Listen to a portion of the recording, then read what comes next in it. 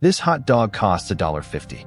It's cost $1.50 since 1985, and Costco loses money on every single one. Last year, that's 245 million hot dogs sold at a loss. On purpose. Now here's the part that should break your brain. Costco does this everywhere. It refuses to make real money on almost everything it sells.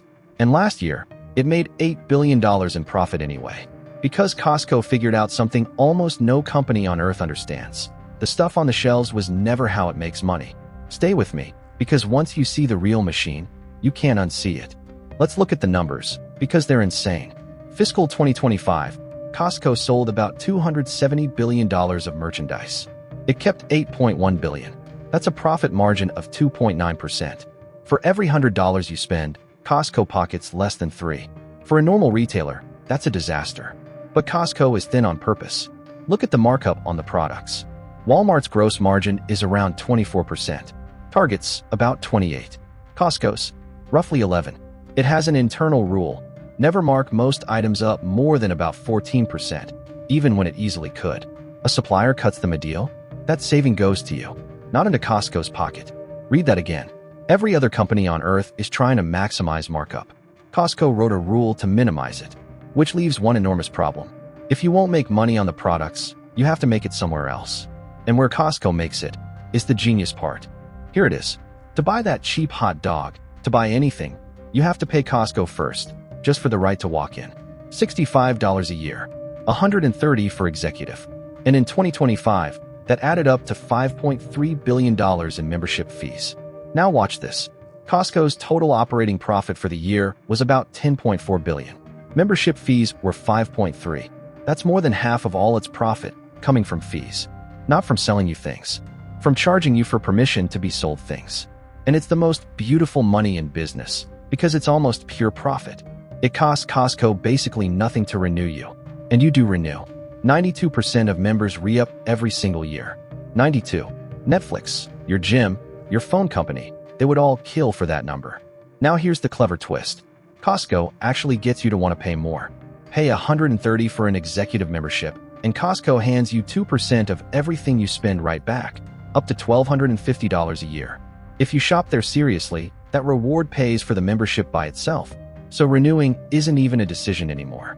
Around 39 million people are executive members, and they drive nearly 3/4 of everything Costco sells. The fee doesn't just make money. It manufactures loyalty. But that's only the first engine. Now the hot dog makes sense. And the $4.99 rotisserie chicken. And the cheap gas. None of these are supposed to make money. They're bait, pulling you through the doors and making that membership feel like a steal. And Costco protects that bait like a mob boss. Take the chicken. It's been $4.99 since 2009. As chicken prices exploded, that got almost impossible to hold. So Costco did something no sane retailer would do. It became a chicken company. It spent around $450 million building its own poultry empire in Nebraska. Hatchery, farms, slaughterhouse. $450 million to protect a $5 chicken. And the hot dog? When an exec suggested raising the price, founder Jim Sinegal told his CEO, "And I'm cleaning this up. If you raise the price of the hot dog, I will kill you. Figure it out." So they figured it out.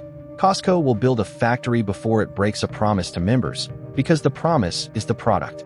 And it all feeds one loop. Low prices pull you in, membership locks you in, the fees become the profit, and the profit lets them keep prices insanely low. Round and round, forever. But the flywheel isn't even the second engine I promised you. The second engine is probably in your kitchen right now. Kirkland's Signature. You think of it as the generic brand. It is not generic. Kirkland alone does an estimated $90 billion a year.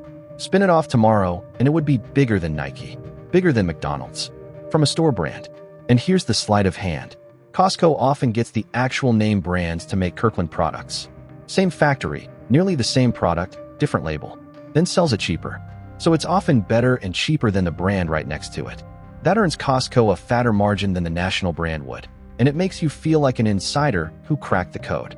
That feeling is pure renewal fuel. Kirkland isn't a product line. It's a loyalty machine wearing a plain white label. Now look at the building itself, because even the floor plan is a weapon. A Walmart Supercenter stocks over 120,000 products. Costco stocks about 4,000. Sounds like a weakness. It's the opposite. Fewer products means Costco buys each one in insane volume, which smashes the price down. And it means every single item has to earn its spot, so the quality stays high. But now the sneaky part. Costco constantly rotates its stock and scatters those you'll never see it again items. The random kayak, the designer watch, the 6-foot teddy bear, all over the warehouse. There are no aisle signs. The milk is at the very back, so you have to walk past everything to reach it. The industry literally calls it the treasure hunt. You came in for paper towels. You're leaving with a tub of protein powder and a patio set. That's not luck. That's the layout doing its job, turning a boring grocery run into a dopamine loop that, one more time, makes the membership feel worth every cent. And here's what should really break the model in your head. Almost everything about Costco should make it less profitable, and instead, it prints money. Start with the workers. Costco pays its people more than almost anyone in retail. The average worker makes over $30 an hour. Starting pay is $20. And because of that, almost nobody quits. Turnover is around 8%, while the rest of retail loses about 60% of its staff every single year.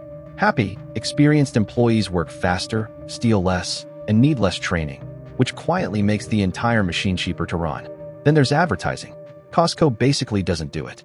It has no real marketing department and spends almost nothing on ads, while its competitors burn through billions. Why? Because the membership is the marketing.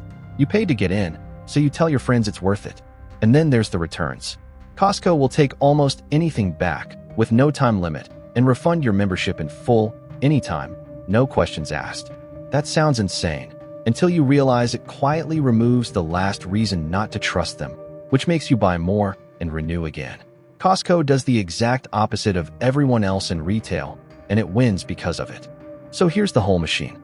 Every normal store profits on the sale. Buy low, sell high, take the margin. Costco profits on the relationship, sell at cost, and charge you to be a member. The products run at break-even. You are the profit. It's a strange kind of genius. The more Costco gives away on the shelves, the more reason you have to keep paying to get in, and the fee you pay is the exact money that lets them give it away. So that hot dog sold at a loss. It's not a mistake on a spreadsheet. It's the cheapest, most effective marketing on planet Earth. And it works. If you had put just $100 into Costco stock at its IPO back in 1985, today that would be worth around $86,000.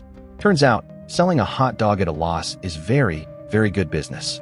The only real question left is whether it lasts. As Costco pushes online and into new countries, can a machine built on a physical treasure hunt survive the internet? That's a whole video of its own. And if your brain did that little wait, really thing even once in this video, that's the entire point of this channel. Hit subscribe, and next time we'll take apart another company you thought you understood. See you there.